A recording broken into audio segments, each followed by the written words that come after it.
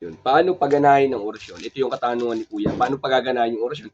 Yung orasyon kasi mga kagimato, may iba't iba kasi pamamaraan ng pagpapagana ng orasyon. Ito po, yung pagpapagana po ng orasyon na iba't ibang klase, ay ganito po kasi yung ginagawa nila. Ganito po yan.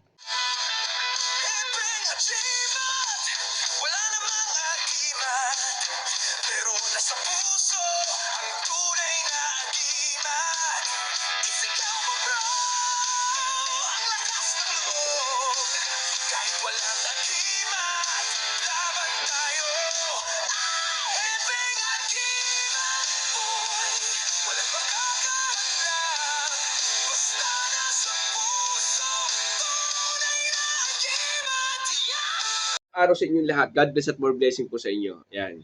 Na may na mga kagimat, no, merong katanungan natin kagimat kung paano pagaganahin yung orasyon. Meron kasing iba't ibang pamamaraan ng pagpapagana ng orasyon o pagpapakapit ng mga orasyon. Ito ang kanyang katanungan. Ayun mga kagimat, no, at sa ating pamamaraan, no, meron kasing iba't ibang klase ng pamamaraan, pagpapakapit ng orasyon. Usually, ito na-channel natin to, pero yan, panibagong channel tayo kasi nga baka nalampasan na. Ngayon, excuse po, sa part kasi ng pagpapakapit ng orasyon sa katawan, no, meron tayong tinatawag nila na 49 days na devotion. Okay? Sa part ng devotion ng 49 days, yan po yung dadasalin mo first Friday of the month hanggang matapos ka ng 49 days.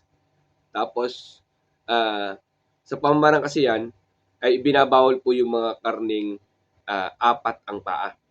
Okay? Hindi lang po baboy, apat po ang paa na karne. Okay? Ngayon, sa part ng ganun, apat pa ang karne, bawal po yan. Tapos, may pamamaraan pa sila ng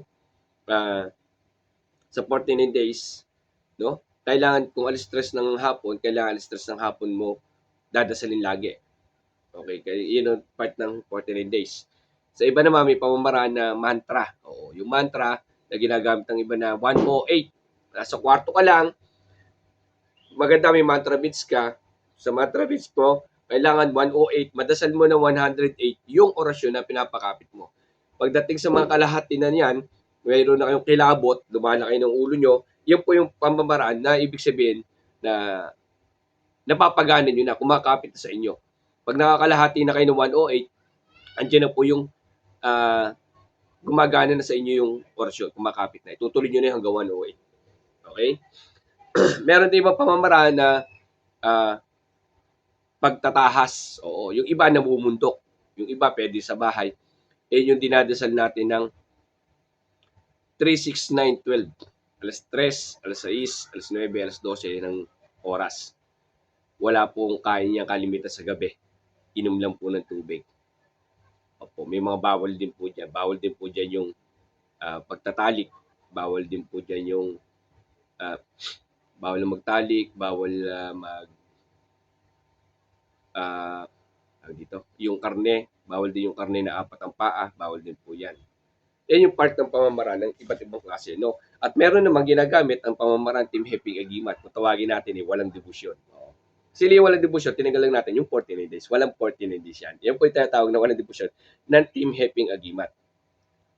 So, paano yung pamamaraan Team Happy Agimat? Kailangan po muna natin i-cleansing ang sarili natin. No? Cleansing tayo tubig na may asin, magkuskus tayo ng tubig ng may asin bago maligo. Tapos, pagdasal tayo namin sumasampalataya, bagay ng Maria, luwalhati. Tapos, magpatawad. Kailangan po kasi i-clear nyo yung sarili nyo. Pag-cleanse din ng katawan nyo at ng espiritu nyo. Kaya kailangan natin magpatawad. Huwag kayong magtatanim ng galit po. O, pagka nagawa nyo na po yun, pakakapitin nyo na yung pamamaraan Team Happy Agimat, ihiling is tatlong persona na mabuksan ng katawan nyo, tapos sa hihipan nyo, dibdib nyo, pagkabukas nyo, ay papasok nyo ng ora nyo, na ipapamili nyo na pumasok sa inyong buto, laman, dugo at balat, at papasok na sa katawan nyo, tapos sasara nyo. Iba, pagbukas, pinapadaan natin sa tubig.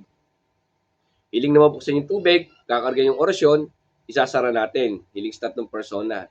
No, kahit Tagalog lang, Diyos Ama, Diyos Anak, Diyos Espiritu Santo, Ama, kalugdan niyo po na mabuksan ng tubig nito at mapasukan ng orasyon at masakin buto, laman, dugo, balat, walang makapagbaklas kundi kayo lang, Ama. Papasok nyo ngayon. Tapos sasarin nyo. Ganun din pamamaraan, tatawag din tatlong persona. Ganun din pagbubukas. Bago nyo inumin tubig, bubuksan nyo muna ang katawan nyo. Bago inumin nyo, tapos sasarin nyo ang katawan nyo. Iyan yung iba't paraan ng pagkakarga ng gamit. So, sana makatulong kay Kuya yung mga ganitong ano, at makakatulong din ito sa mga iba't mga ano. Kaya nabigyan ko ng idea, meron tayong mantra, merong 49 days, merong walang devotion, merong pagtatahas, no? Sa pagtataas kasi medyo maselang po yun.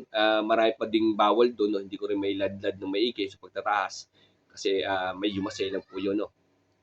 Opo, kaya hindi ko po masyadong maiano sa inyo kung iba pang pamamaraan ng pagtataas. At medyo maselang po, no? Okay. Pero yan po, mga nabanggit ko sa inyo ay makakatulong naman po sa inyo yan. Basta lagi sinasabi ko lagi, linisin ang isip at puso. Dahil nasa puso ang tunay na agimat. No? Maraming salamat sa inyo at God bless, more blessing.